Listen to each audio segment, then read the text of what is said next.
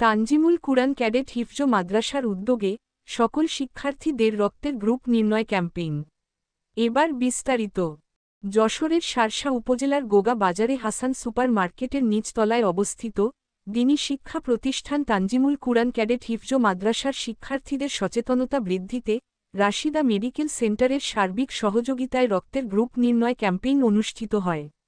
বৃহস্পতিবার সকাল 10টা থেকে দুপুর 1টা পর্যন্ত 200 শিক্ষার্থীর রক্তের গ্রুপ নির্ণয় করা হয়।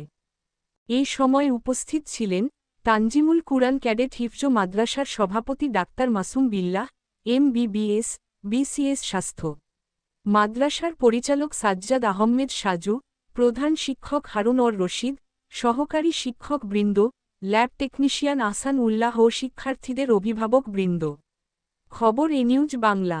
এ ধরনের আরও খবর জানতে চোখ রাখুন আমাদের ফেসবুক পেজ ও ইউটিউব চ্যানেলে।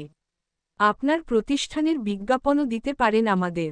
এতক্ষণ আমাদের সাথে থাকার জন্য অনেক অনেক ধন্যবাদ।